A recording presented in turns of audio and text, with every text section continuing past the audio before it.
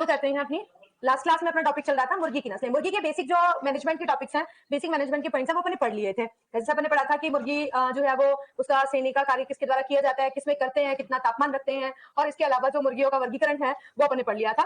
एक वर्गीकरण अपने पढ़ा था उपयोगिता के आधार पर। आज अपन जो उसको पढ़ेंगे वो आता है मुर्गी का वर्गीकरण देसी और विदेशी नस्ल के आधार पर। तो नेक्स्ट लिखेंगे अगला उपयोगिता के आधार पर सब नाम लिख लिए थे, मैंने फोटोज भी आपको बता दी थी। नेक्स्ट लिखेंगे मुर्गियां। मुर्गियां दो प्रकार की होती है, एक और वर्गीकरण है, दूसरा वर्गीकरण है। क्या हुआ? ये लोग पेन यहाँ पड़े पर खाली है यहाँ वाले।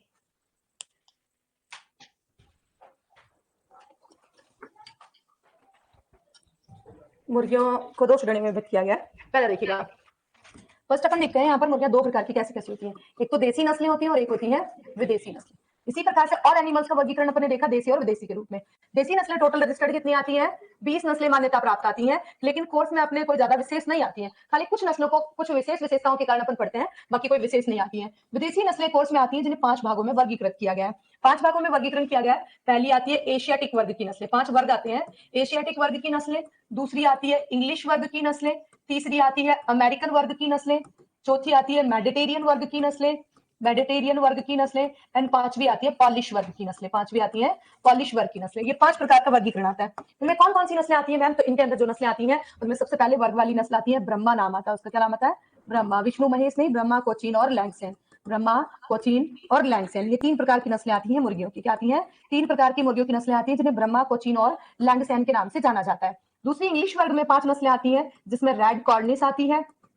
सारी डिटेल में कोर्स में नहीं है, कुछ 5 ही नस्लें कोर्स में आती हैं। दूसरी रेड कैप आती है, इसके अलावा आर्पिंगटन आती है, ऑस्ट्रालार्प आती है और ससेक्स आती है। आर्पिंगटन, ऑस्ट्रालार्प जो ऑस्ट्रेलिया की है, और एक आती है ससेक्स। 5 नस्लें जो हैं वो इस वर्ग में आती हैं। फिर नेक्स्ट वर्ग आता है, वो आता है आपके अमेरिकन वर्ग। सेम 5 नस्लें इसमें आती है, जिसमें आती है आपके रोड आइलैंड रेड, इसके अलावा आती है प्लाईमाउथ रोक, प्लाईमाउथ रोक आती है। इसके अलावा वाइनडोट आती है, वाइनडोट, जर्सी ब्लैक जॉइंट और new Hampshire. Jersey black joint and new Hampshire, new Hampshire, ये 5 नस्लें इसमें आती हैं। फिर नेक्स्ट वर्ग आता है मेडिटेरियन वर्ग। मेडिटेरियन वर्ग में आती है लैगहॉर्न, जिसका पूरा नाम व्हाइट लैगहॉर्न आता है। इसके अलावा आती है मिनोरका, तीसरी आती है एनकोना, एक ब्लू एंडलजियन आती है, तीसरी आती है एनकोना, और फोर्थ आती है ब्लू एंडलजियन, फोर्थ आती है ब्लू एंडलजियन। ये 4 नस्लें आती हैं। और जो पॉलिश वर्ग आता है उसमें एक ही नस्ल आती है, उसका नाम ही पॉलिश आता है। इमेजेस के साथ पूरी नस्लें अपन देखेंगे, डिटेल में अपने ज्यादा कोर्स में नहीं है। एक तो रेड कॉर्निस पढ़ेंगे, दूसरी रोड आइलैंड, प्लाईमाउथ, लैगहॉर्न और मिनोरका। उत्पत्ति स्थान यहीं पे याद कर लेते हैं। जो पहली नस्ल आती है इंग्लिश वर्ग में आती है, उसका उत्पत्ति स्थान इंग्लैंड आता है। क्या आता है? इंग्लैंड आता है। दूसरी अमेरिकन वर्ग में 2 नस्लें, रोड आइलैंड और प्लाईमाउथ, दोनों अमेरिकन वर्ग की है, तो उत्पत्ति स्थान अमेरिका। मेडिटेरियन का पता नहीं चलता है तो उसका अपन आगे देखेंगे। एक मिनोरका का मैंने आपको पहले बता दिया था, मिनोरका और मैरिनो सेम सेम नाम है। मिनोरका जो है वो मुर्गी की नस्ल है, मैरिनो किसकी नस्ल है? भेड़ की। उसका उत्पत्ति स्थान कहाँ है? इसका भी उत्पत्ति स्थान कहाँ है? स्पेन। एक ही बचती है, उसका मैं याद कराऊंगी अभी थोड़ी देर में। तो ये इनके पहले नाम, और साथ ही साथ देसी नस्लों में कुछ नाम लिख लेते हैं जो इंपॉर्टेंट आती है। जैसे असील आती है, इसके अलावा कड़कनाथ नस्ल आती है जो विशेष रूप से इनके दोनों के बारे में एग्जाम में पूछा जाता है। इसके अलावा घाघस आती है, इसके अलावा नेकड़ नेक आती है, बुसरा आती है, नेकड़ नेक आती है और बुसरा आती है, मेवाड़ी नस्ल आती है, डैंकी आती है, ये सभी अंकलेश्वर आती है। ये सभी नस्लें जो है वो किसमें आती हैं? अंकलेश्वर और चटगांव। ये कुछ प्रमुख नस्लें हैं जो इनके खाली नाम नाम याद रखेंगे, एक दो की खास विशेषताएं पर लिखेंगे। तो ये नाम है एज इट इज, नोट कर लीजिए। बोल के लिखाओ। अरे भाई लिखने हैं, लिखने क्या था? अब अपन देखते हैं एशियाटिक ब्रीड्स के बारे में। एशियाटिक जो नस्लें हैं उसके अंदर 3 प्रकार की नस्लें आती हैं, तीनों को इमेजेस के साथ देखेंगे। और सभी लोग ऐसी फोटो दिखाते हैं क्या आपको? मैं दिखाती हूँ ना, तो फिर मनोरंजन नहीं कराते। अब वैसा मनोरंजन और शायरियां वगैरह मुझे नहीं आती है, ठीक है? हम लोग पता नहीं क्या क्या बोलवाते रहते हैं। ब्रह्मा है पहली नस्ल है, कोर्स में डिटेल में नहीं आती, इसलिए अपन ये फर्स्ट ब्रीड की खाली नाम देखते हैं। सेकंड आती है कोचीन, ये भी डिटेल में नहीं अपन पढ़ते हैं, तो खाली नाम अपन ने लिख लिया है। इसके अलावा लैंगशन है, ये अपन लिख चुके हैं इसका नाम भी। तो तीनों ही नस्लें आगे ज्यादा डिटेल में नहीं है। फिर नेक्स्ट आती है इंग्लिश क्लास। इंग्लिश क्लास में आने वाली जो ब्रीड्स आती हैं उसके अंदर सबसे पहली नस्ल आती है रेड कॉर्निस। तो फर्स्ट हेडिंग लिखेगा जो अपन डिटेल में पढ़ेंगे, रेड कॉर्निस। वॉइस प्रॉब्लम सबके थोड़ी आ रही है।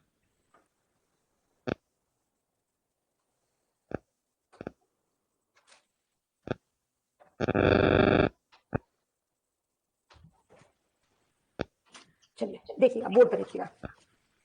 पहली चीज आती है रेड कॉर्निश जो है वो कहाँ की है, इंग्लिश वर्ग की है, इसलिए कहाँ पाई जाती है, इंग्लैंड। सीधी सी बात है, उत्पत्ति स्थान याद हो गया। अब आता है इसके क्या विशेषता है, तो इंग्लिश क्लास की है, इंग्लैंड में पाई जाती है, तो अंग्रेजी लड़ाकू नस्लों से विकसित की गई है। तो ये नस्ल असील व मलाया, असील और मलाया जो है वो कैसी नस्लें हैं, फाइटर ब्रीड्स आती है, लड़ाकू नस्लें हैं। असील व मलाया तथा इंग्लिश लड़ाकू नस्लों के क्रॉस से डेवलप की गई है, इंग्लिश लड़ाकू नस्लों के संकरण से ये विकसित की गई है, पहला पॉइंट। दूसरी चीज जो आती है, जो लड़ाकू ब्रीड्स होती है उनके अंदर क्या होता है, वो लड़ने को एकदम तैयार, तो चेस्ट कैसा होता है, उभरा हुआ होता है, तो ये लो मैं लड़ने के लिए तैयार, तो इसका मतलब क्या है, चेस्ट उभरा हुआ। तो ये जो कैरेक्टर है वो इसकी होती है। तो इसमें क्या होता है, सीना चौड़ा एवं उभरा हुआ। फोटो में आप देख पा रहे हैं क्या है, सीना चौड़ा एवं उभरा हुआ इसमें होता है। जब ये इसकी अब इधर आ जाओ, जब इसमें चेस्ट उभरा हुआ है तो शोल्डर डिस्टेंस क्या होती है, ज्यादा, क्योंकि चेस्ट ऊंचा उठा हुआ होगा तो ये जो कंधे होते हैं वो दूर दूर होते हैं। सेम यहाँ पर ब्रीड्स में, तो इसमें कंधे क्या होते हैं, दूर दूर होते हैं, कंधे दूर दूर होते हैं। और इसकी त्वचा का रंग जो होता है वो पीला होता है, त्वचा पीले रंग की होती है। और दूसरा इस नस्ल के अंदर एक खास कैरेक्टर होती है, इसकी कलंगी कैसी होती है, इसकी कलंगी मटर की किस्म की होती है। कैसी होती है, मटर की किस्म की, जिसे इंग्लिश में कहते हैं पी कॉम। क्या कहते हैं, पी कॉम। जो ये आप देख पा रहे हैं इस प्रकार से मटर की फली होती है, ये मटर के दाने। अब दाने हटा दो तो सिर्फ फली फली खाली बच जाएगी, तो ये इसके ऊपर पाई जाती है इस प्रकार की, इसकी कॉम के ऊपर जो होती है, तो इस प्रकार की कॉम है। ये बाकी अदर ब्रीड्स में देखते हैं तो ऐसी होती है, कैसी होती है, इस प्रकार से ऊपर की तरफ होती है, फ्लावर जैसी, जबकि इसके अंदर मटर की किस्म की कलंगी पाई जाती है। ये खास विशेषताओं के कारण इसको जाना जाता है। तो लिखिएगा इसमें रेड कॉर्निश इंग्लैंड की पहली विशेषता लिखेंगे, यह है असील व मलाया, असील व मलाया तथा इंग्लिश लड़ाकू नस्लों के, असील व मलाया तथा इंग्लिश लड़ाकू नस्लों के संकरण से विकसित,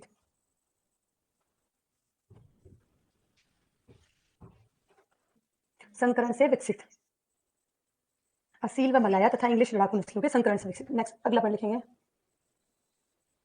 सीना चौड़ा एवं उभरा हुआ, सीना चौड़ा एवं उभरा हुआ। नेक्स्ट लिखेंगे, कंधे दूर दूर होते हैं, कंधे दूर दूर होते हैं, त्वचा का रंग पीला, त्वचा का रंग पीला।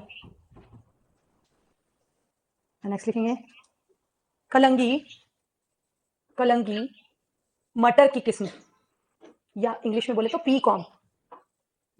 कॉम का मतलब होता है कलंगी, तो मटर की टाइप की होती है इसलिए पी कॉम। और सारी प्रकार की मुर्गियां जिनका अंडा उत्पादन वो किस में लीजिए, मां सेतु प्रसिद्ध, मां सेतु प्रसिद्ध।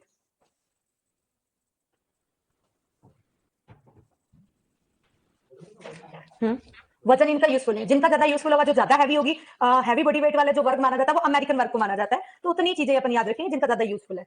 ये आती है रेड कैप, जो ज्यादा डिटेल में नहीं है, सिर्फ इंग्लिश वर्ग में एक ही बढ़ते हैं, तो एक अपन ने पढ़ ली, बाकी के नाम देखिएगा, ये अपन लिख चुके हैं नाम।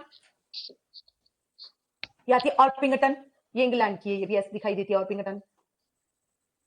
ये है ऑस्ट्रेलार्प, ऐसे दिखती है, ऑस्ट्रेलिया की है। नेक्स्ट है ससेक्स, ये इंग्लैंड की है, ये ऐसे दिखती है। अलग अलग प्रकार की कॉम, अलग अलग प्रकार का बॉडी का कलर इन ब्रीड्स में पाया जाता है। नेक्स्ट वर्ड लिखेंगे अमेरिकन क्लास। अमेरिकन क्लास की पहली नस्ल आती है जिसका नाम आता है प्लाईमाउथ रोक।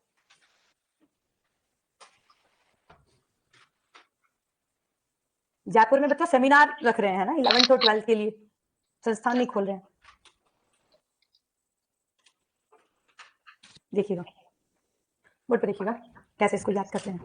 ये जो नस्ल है प्लाईमाउथ रॉक, नाम तो इसका प्लाईमाउथ ही है, लेकिन रॉक्स टाइप की इसकी जो शरीर का प्रकार होता है वो इस टाइप का दिखाई देता है, चट्टान जैसा। चट्टान क्या होती है, चौड़ी ज्यादा होती है और लंबी कम होती है। रॉक का मतलब चट्टान, चट्टान क्या होती है, अधिक चौड़ी होती है। तो शरीर कैसा होता है इसका, चौड़ा होता है लेकिन लंबा कम होता है। चौड़ा अधिक होता है और कम लंबा होता है, चौड़ा अधिक और कम लंबा इसका शरीर होता है। दूसरी क्या खास विशेष फीचर इसमें होता है प्लाईमाउथ के अंदर, ये सफेद धारीदार नस्लें इसकी प्रमुख होती हैं। सफेद धारीदार नस्लें हैं वो पाई जाती हैं, जैसे कि फोटो में दिख रहा है। इसके अलावा इसमें मादा मुर्गियों के टखनों पर काले धब्बे होते हैं, मादा मुर्गियों के टखनों पर काले धब्बे पाए जाते हैं, टखनों पर काले धब्बे पाया जाना इस नस्ल की प्रमुख विशेषता होती है, जो फीमेल्स पे होते हैं ओनली। इसके अलावा जब अपने देखा शरीर अधिक चौड़ा है, तो चौड़ा शरीर है तो क्या होगा, बड़ा शरीर होगा तो मांस उत्पादन ज्यादा होगा, तो मांस उत्पादन के लिए प्रसिद्ध होती है। मांस उत्पादन वाली मुर्गियों को कहते क्या है, ब्रॉयलर कहते हैं। मांस वाली मुर्गियां क्या कहलाती हैं, ब्रॉयलर कहलाती हैं। तो कमर्शियल पर्पज से, व्यवसायिक स्तर पर जो है वो मांस उत्पादन के लिए कौन सी मुर्गियां काम में लाई जाती हैं, प्लाईमाउथ रॉक नस्लें जो है वो व्यवसायिक स्तर पर मांस उत्पादन के काम में लेते हैं। जब मांस के काम में ले रहे हैं, जब बॉडी वेट हैवी है, अधिक चौड़ा शरीर है, तो इसका मतलब बॉडी वेट भी पूछ सकते हैं। तो बॉडी वेट कैसे याद रखा जाए, तो इसके लिए इसके नाम पर चलिए। नाम में क्या लिखा हुआ है, प्लाईमाउथ है। नाम जो है इसके अंदर नाम पे देखिए, यहाँ से आधा पैर से बनाएंगे अपन 4 पॉइंट लगा के, इस लय से बनाएंगे 3, तो यहाँ पर वजन कितना आ गया 4.3 किलोग्राम। जब इसको उल्टा करोगे तो कितना बन जाएगा, ये वजन हो गया। लो ये नस्ल याद हो गई, लिखिएगा लिखेगा। अब कभी भूलेंगे थोड़ी, कोई ट्रिक याद नहीं करनी, खाली नाम ही देखना है, क्योंकि नाम के में लगा हुआ रॉक, रॉक होती है चौड़ी, चौड़ी है तो शरीर ज्यादा वजन वाला, वजन वाला तो नाम के पास जाओ, नाम के पास जाए तो 4.3 किलोग्राम वजन आ गया। मादा का लिखेंगे तो उसको उल्टा कर देंगे 4.3 को, तो 3.4 मादा का आ जाएगा। लिखेगा इसमें अमेरिका, पहला पर लिखेगा शरीर अधिक चौड़ा व कम लंबा, ब्रैकेट में लिख सकते हैं बड़ा आकार, ब्रैकेट में लिख सकते हैं बड़ा आकार। नेक्स्ट लिखेगा धारीदार व सफेद नस्लें अधिक प्रचलित, धारीदार व सफेद नस्लें अधिक प्रचलित। नेक्स्ट लिखेगा मादा मुर्गियों के टखनों पर काले धब्बे, ये जो ऊपर वाली नस्ल दिख रही है इसके टखनों पर ब्लैक स्पॉट है, मादा मुर्गियों के टखनों पर काले धब्बे। नेक्स्ट लिखेगा मांस या ब्रॉयलर उत्पादन हेतु व्यवसायिक दृष्टि से उपयुक्त, मांस या ब्रॉयलर हेतु व्यवसायिक दृष्टि से उपयुक्त। नेक्स्ट लिखेंगे बॉडी वेट नर का 4.3 और मादा का 3.4।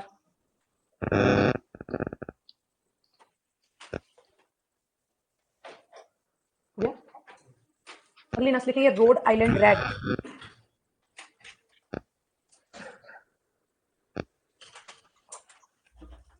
देखिएगा नाम तो इसका रोड आइलैंड ही था, लेकिन बॉडी का कलर कैसा है, लाल, लाल या भूरा इसके पंखों का कलर है, इसलिए नाम क्या रख दिया, रोड आइलैंड रेड रख दिया। अब इसका नाम क्या लगा हुआ, रोड लगा हुआ। रोड कैसी होती है, लंबी और चौड़ी दोनों होती है। तो शरीर कैसा होगा, लंबा और चौड़ा होगा, शरीर लंबा व चौड़ा होगा। लंबा और चौड़ा दोनों होता है तो शेप कैसी बन जाती है, आयत बन जाती है। तो आयताकार शरीर होता है, कैसा शरीर, आयताकार शरीर हो जाता है। अब इसके बाद में अपन इसकी विशेषता देखें तो इस नस्ल का रंग जो होता है वो पंखों का रंग लाल या भूरा होता है, पंखों का रंग लाल या भूरा होता है। इसके अलावा अंडों का रंग जो आता है वो कैसा होता है, ब्राउन होता है। नीचे देख पा रहे हैं अंडा जो दिखाई दे रहा है ब्राउन कलर का एग इसमें होता है। इसके अलावा इसकी जो कॉम होती है, रो से याद रखेंगे, रोज कॉम होती है। कैसी कॉम होती है, रोज कॉम। गुलाब के फूल की जैसी कलंगी है इसके अंदर पाई जाती है, जैसे कि फोटो में आप ऊपर देख पा रहे हो। जबकि पिछली रेड कॉर्नर में देखी कैसी कॉम थी, पी कॉम थी, मटर की फली जैसी। इसमें रोज कॉम पाई जाती है। शरीर लंबा और चौड़ा दोनों होता है तो आयताकार शरीर होता है। रंग रोड आइलैंड रेड है तो बॉडी का कलर लाल या भूरा होता है, जबकि अंडों का रंग कैसा होता है, ब्राउन होता है। इसके अलावा और क्या खास फीचर्स होते हैं इसके अंदर, ये मुर्गी की अच्छी द्विप्रयोजनी नस्ल मानी जाती है, सबसे अच्छी द्विप्रयोजनी नस्ल में होती है, जिसको अंडा और मांस दोनों के लिए पाला जाता है। तो फिर अंडा और मांस दोनों के लिए पाला जाता है तो दोनों चीजें देखनी पड़ेगी। तो इससे अंडा उत्पादन 100 से 200 अंडे प्रति वर्ष उत्पादन होता है, जबकि मांस के लिए इसका नर का वजन 3.8 किलो होता है और मादा का वजन जो है वो 3 किलोग्राम होता है। इसके लिए प्रसिद्ध नस्ल जानी जाती है। फोटो में आप इसकी सारी कैरेक्टर्स हैं वो देख पा रहे हैं। तो लिखिएगा इसके अंदर पहले रोड आइलैंड रेड है अमेरिका की, लिखिएगा अमेरिका। लार्जेस्ट ब्रीड लिंकॉलन जैसलमेरी है तो कौन सी आएगी, सबसे बड़ी तो लिंकॉलन आएगी। अगर राजस्थान की पूछी है तो जैसलमेरी आएगी, वो डिपेंड करता है कि क्वेश्चन में क्या ऑप्शन है और क्या दिया पूछा गया है। पहला लिखिएगा इसमें शरीर लंबा कोमा आयताकार तथा चौड़ा। नेक्स्ट में लिखेंगे रंग लाल या भूरा। अरे भाई आऊंगी सेमिनार में आऊंगी, और क्या काम है। रंग लाल या भूरा। नेक्स्ट लिखेंगे अंडे का रंग भूरा, अंडे का रंग भूरा। नेक्स्ट लिखेंगे रोज कॉम। नेक्स्ट लिखेंगे यह नस्ल, एक मिनट इसमें रह गया अपना, यह नस्ल मलाइगन कोमा लैगहॉर्न व एशियाटिक, मलाइगन लैगहॉर्न व एशियाटिक नस्लों के संकरण से, यह नस्ल मलाइगन लैगहॉर्न व एशियाटिक नस्लों के संकरण से विकसित। अगला पॉइंट लिखेंगे सबसे अच्छी द्विप्रयोजनी, सबसे अच्छी द्विप्रयोजनी। हाँ केरी भी आएगी, रुक जाओ। सबसे अच्छी द्विप्रयोजनी, द्विप्रयोजनी का मतलब यहाँ दूध और मांस नहीं, अंडा और मांस। नेक्स्ट में लिखेंगे अंडा उत्पादन। रोज कॉम का मतलब कलंगी जो होती है वो गुलाब के फूल के जैसी होती है। कॉम का मतलब कलंगी होती है। अंडा उत्पादन 100 से 200 अंडा प्रति वर्ष। अगली वाइनडोट न्यूयॉर्क की है, लिख चुके हैं नाम अपन, खाली फोटो देखनी है। ये न्यू हैम्पशायर है। क्या हो गया, भार है 3.8 तो नर का, 3 किलोग्राम मादा का। ये ऐसे दिखती है न्यू हैम्पशायर। ये जर्सी ब्लैक जॉइंट है, अमेरिका की है। अब आती है मेडिटेरियन वर्ग की नस्लें। मेडिटेरियन वर्ग के अंदर जो नस्लें आती हैं उनमें पहली आती है व्हाइट लैगहॉर्न। लिखिएगा व्हाइट लैगहॉर्न।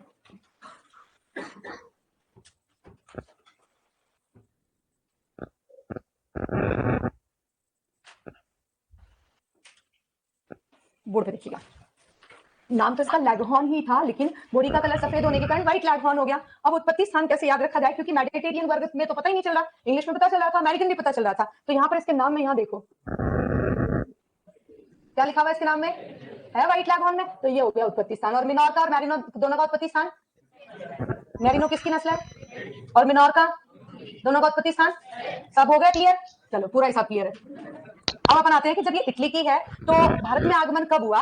भारत में इसलिए आगमन इसका पढ़ रहे हैं क्योंकि विश्व की सर्वाधिक अंडा उत्पादक नस्ल है। विश्व की सर्वाधिक अंडा उत्पादक नस्ल है वो कौन सी मानी जाती है, सर्वाधिक अंडा उत्पादक नस्ल है वो व्हाइट लैगहॉर्न नस्ल को माना जाता है। ये पूरे विश्व में सबसे ज्यादा अंडा देती है, इसलिए भारत में आगमन देखे तो 1920 में आई थी। कब आई थी, 1920 में आई थी ये। फिर क्या खास विशेषता होती है, तो रंग कैसा है इसका, सफेद है, फोटो में दिख पा रहा है सफेद रंग की है, लेकिन चोंच व टांगे पीली होती है, चोंच व टांगे पीली होती है। ये पहली कैरेक्टर आ गई। दूसरी, जब सफेद होगी तो दिखने में कैसी दिखाई देगी, साफ सुथरी दिखाई देती है, नीट एंड क्लीन दिखाई देती है। जब व्हाइट कलर की होगी तो साफ सुथरी दिखती है। इसके अलावा इस नस्ल के पक्षी आकार में छोटे होने के कारण क्रियाशील होती है, आकार में ये छोटी और क्रियाशील होती है, थोड़ी सी एक्टिव होती है, ये इसकी खास विशेषता। दूसरा, इसके अंदर और क्या फीचर्स होते हैं, तो ये जो है वो अंडा उत्पादक मेडिटेरियन वर्ग जो आता है उसकी सबसे अच्छी नस्ल है। मेडिटेरियन वर्ग की सबसे अच्छी नस्ल है, वो सीधी सी बात है कि सबसे ज्यादा अंडे दे रही है इसलिए सबसे अच्छी है। तो अंडा उत्पादन इसका 240 से 260 अंडे प्रति वर्ष होता है।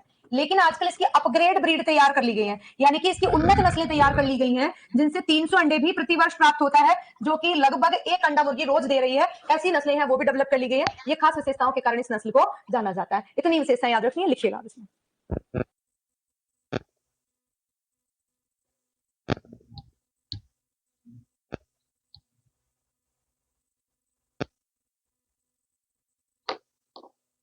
बचती है कौन सी, मिनोर का। विदेशी नस्लों में अगली ब्रीड आती है मिनोर का। देखिएगा मिनोर का स्पेन की है, पहले ही अपन ने याद कर लिया। क्या खास विशेषताओं के लिए जाना जाता है, तो ये सबसे छोटी नस्ल है, मुर्गी की सबसे छोटी नस्ल है, ये दिखाई देती है। दूसरा, इसमें कलंगी सीधी होती है। कलंगी कैसी होती है, सीधी होती है, और उस पर 6 कट पाए जाते हैं। कलंगी सीधी व 6 नोक वाली होती है, सीधी व 6 नोक पाई जाती है। और ये मुर्गी की अंडा उत्पादक नस्ल है, क्योंकि कौन से वर्ग से आती है, मेडिटेरियन वर्ग एक अंडा उत्पादक वर्ग माना जाता है। 150 अंडे प्रति वर्ष ये उत्पादन करती है, ऐसे दिखाई देती है। इस प्रकार से इसके फीचर्स हैं, ये दिखाई देती है। लिखिएगा, बस इतना लिखना है, इसमें ज्यादा खास कैरेक्टर्स नहीं लिखनी है, बस ये एनकोना डिटेल में नहीं पढ़ना है, ये सिर्फ इटली की है। नेक्स्ट वर्ग आता है पॉलिश क्लास। पॉलिश क्लास जो है इसमें पोलैंड वगैरह आते हैं। ये देखिएगा, ये पॉलिश नस्ल है, स्पेन की है, ऐसे दिखाई देती है। ये खतरनाक ब्रीड है, पॉलिश जैसी दिखाई देती है। अगली बार नस्ल आती है इंडियन ब्रीड्स। इंडियन ब्रीड्स वैसे तो डिटेल में नहीं है, लेकिन दो खास नस्लें जिसमें गेम बर्ड आती है और एक काले मांस वाली नस्ल, उन दोनों के बारे में लिखेंगे। तो फर्स्ट लिखेंगे असील, देसी नस्लें हैं असील। असील का ओरिजिन साथ में लिख लीजिएगा, छत्तीसगढ़, उड़ीसा और आंध्र प्रदेश।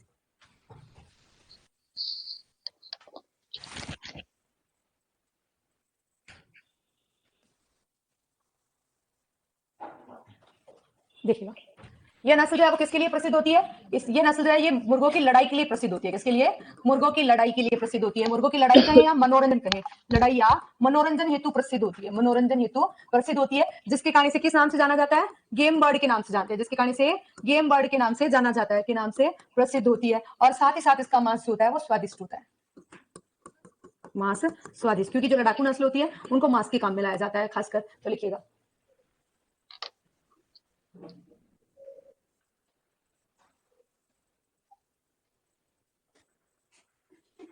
लिखिएगा मुर्गों की लड़ाई या मनोरंजन हेतु प्रसिद्ध।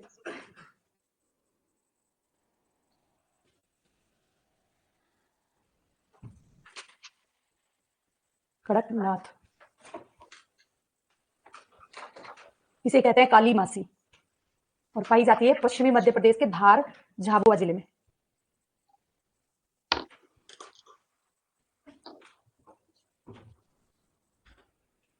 धार झाबुआ जिले में पाई जाती है।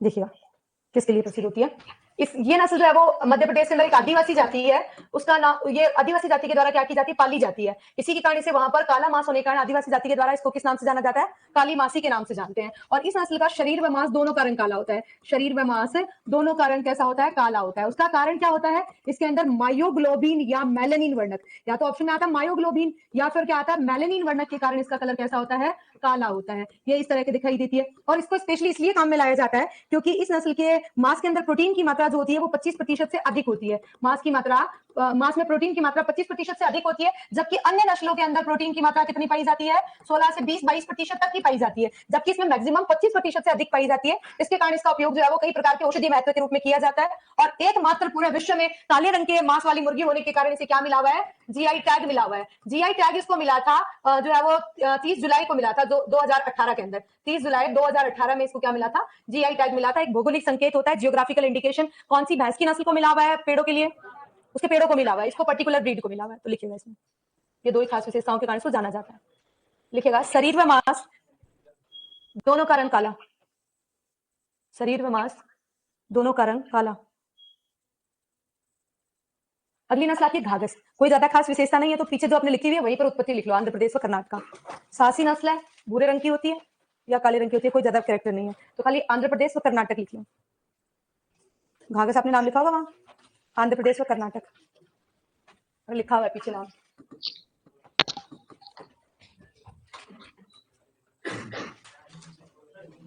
चले आगे। अगली नस्ल है चिटगांव। कोई ज्यादा खास कैरेक्टर नहीं, सिर्फ मेघालय एंड त्रिपुरा लिख लो वहीं पे नाम, मेघालय एंड त्रिपुरा।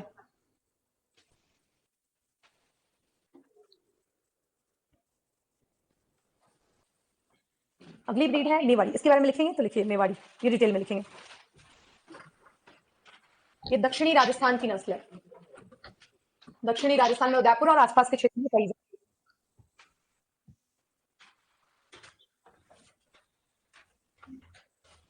देखिएगा इस नस्ल का रंग जो होता है वो तो पेंसिल लाइनिंग जैसा भूरा होता है। कैसा होता है, पेंसिल लाइनिंग जैसा होता है। इसके अलावा इसकी जो पूंछ होती है वो धनुषाकार पूंछ होती है। पूंछ कैसी होती है, धनुषाकार होती है। इसके अलावा इसकी पीठ पर कैपनुमा संरचना पाई जाती है। पीठ पर कैसी संरचना, कैपनुमा संरचना होती है। यही कुछ मेजर मेजर कैरेक्टर्स हैं जो इसकी याद रखनी है, लिख लीजिए इसमें।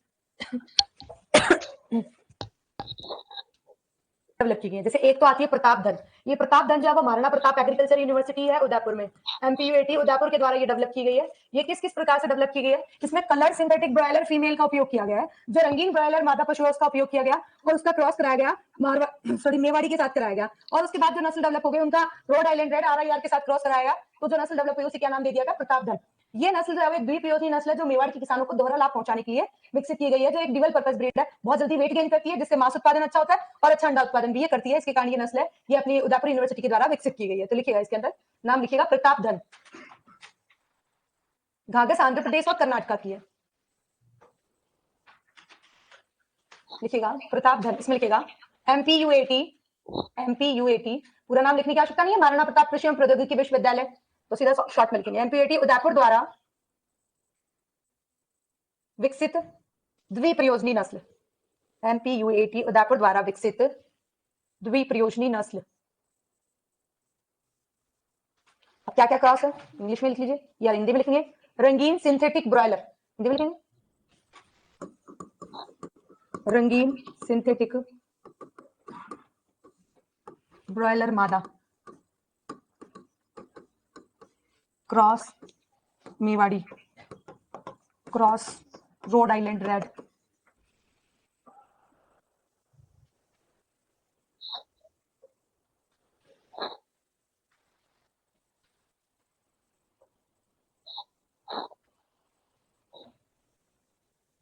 हो गया। रोड आइलैंड रेड है RIR का मतलब। नेक्स्ट ब्रीड डेवलप की गई है PD2, PD1, PD2, ग्राम प्रिया, ये जो ब्रीड धनश्री, ये जो ब्रीड डेवलप की गई है ये कुक्कुट परियोजना निदेशालय है हैदराबाद में, यहाँ से विकसित की गई है। इसमें एक ही ब्रीड के बारे में कुछ खास अपन लिखेंगे, बाकी ज्यादा नहीं लिखेंगे। तो आप ऐसा लिखिए, कुक्कुट परियोजना निदेशालय, मैं लिखा रही हूँ वो हेडिंग लिखनी है, कुक्कुट परियोजना निदेशालय, कुक्कुट परियोजना निदेशालय हैदराबाद से विकसित नस्ल, हैदराबाद से विकसित नस्ल, कुक्कुट परियोजना निदेशालय हैदराबाद से विकसित नस्ल।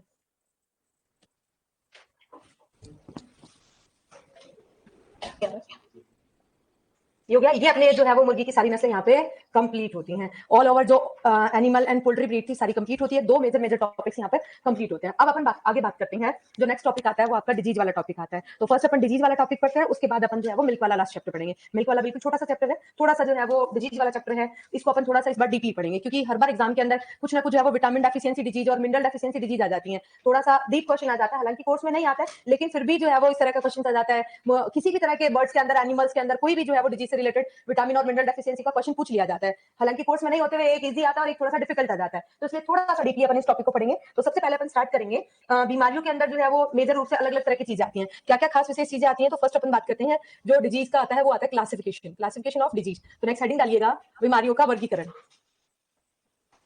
क्या चीज है? ट्रिक नहीं लिखाऊंगी अभी, पहले जब तक याद नहीं करोगे जब तक ट्रिक क्या काम आएगी, वो ट्रिक ही वेस्ट कर दोगे।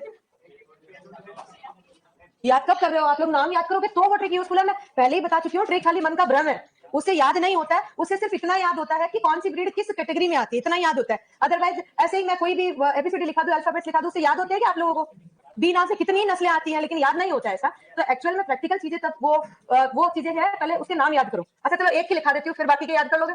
चलो तो पहले मुर्गी की लिखा देती हूँ। मुर्गी की जो विदेशी नस्लें हैं पहले उनकी लिख लेते हैं, मुर्गी में कंफ्यूज होता है। तो सबसे पहले अपन देखते हैं एशियाटिक वर्ग की नस्लें। एशियाटिक वर्ग की नस्लों के लिए याद करेंगे, एशिया से ब्रह्मा जी को लेकर आए, एशिया से ब्रह्मा जी को लेकर आए। इससे देखो कौन कौन सी नस्लें आती है। एशियाटिक तो याद रह जाएगा किससे? एशिया से। तीन नस्लें आती है, ब्रह्मा नाम से एक नस्ल है, को से आती है कोचीन, कोचीन लेकर आए ऐसे भी लिख सकते हैं आप, और लेकर आए से लैंगसन। ब्रह्मा जी को लेकर रहेंगे भी याद कर सकते हो, लैंगसन ब्रह्मा जी को। और आप इसे अगर चाहे तो इससे पूरा याद कर सकते हैं, ब्रह्मा जी को लेंगे, ब्रह्मा जी को लेंगे, तो लेंगे से याद हो जाएगा लैंगसन। वो आप पे डिपेंड करता है, जैसे ही आप ये कोई भी बना सकता है। आप जब पढ़ेंगे तो जितनी बार पढ़ेंगे उतनी बार आप लोगों को क्या होगा, बहुत सारी चीजें याद होंगी। मेरे लिखा है वैसे मेरे को याद होगी, लेकिन आप लोग ट्रिक बनाएंगे तो अपने आसपास की चीजों से रिलेट करते हुए बनाएंगे तो जल्दी याद होती है। फिर भी आप लोगों की इच्छा है तो लिख लो। अमेरिकन वर्ग में आती है, अमेरिका से न्यू जर्सी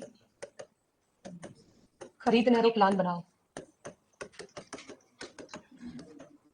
बनाओ भाई अमेरिका से न्यू जर्सी खरीदने का प्लान। कौन सी नस्लें आएंगी इसमें? अमेरिकन। अमेरिका से याद आ जाएगी अमेरिकन वर्ग की नस्लें। कितनी नस्लें? 5। 5 में सबसे पहले आती है न्यू हैम्पशायर, न्यू हैम्पशायर। आजकल मैंने क्या ट्रिक लिखाना बंद कर दिया, क्योंकि बच्चे क्या करते हैं खाली वो ट्रिक तो याद कर लेते हैं और वो नस्लें क्या आनी है वो याद नहीं रहता। वहां उसमें लिख के आ जाते हैं पेपर में, ये बोर्ड वाले बच्चे स्पेशली 12वीं वाले लिख के आ जाते हैं, थ्योरी के अंदर नस्ल का नाम याद नहीं होता, ट्रिक को लिख के आ जाते हैं सीधे। तो इसलिए बंद ही कर दी मैंने तो लिखानी। जर्सी ब्लैक जोइंट, रो से आती है रोड आइलैंड, प्लान से आती है प्लाईमाउथ, याद हो जाएगी। बनाओ से बाइंडोर, देखती हूँ कल पूछूंगी फिर मैं आपसे। कल नहीं आओगे? परसों तो आओगे, कितने दिन नहीं आओगे? 5 नस्लें। क्या हो गया? इससे आप 5 नस्लों के नाम याद कर सकते हैं, new Hampshire, Jersey black joint, Rhode Island, Plymouth और बाइंडोर। हो गया 2। तीसरी इंग्लिश वर्ग की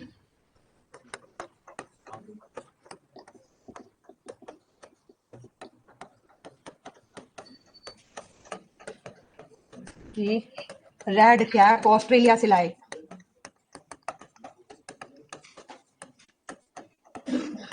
इससे कौन सी नस्लें याद होगी? अमेरिकन वर्ग की। सर ये बोर्ड हैंग हो रहा है, जिसको अपडेट करना, बिल्कुल नहीं चल रहा है।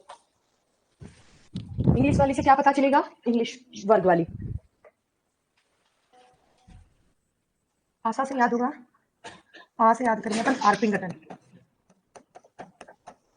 रेडी से रेड कॉर्निस, रेड कैप नाम की नस्ल है, ऑस्ट्रेलिया से ऑस्ट्रालार्प, और से ससेक्स।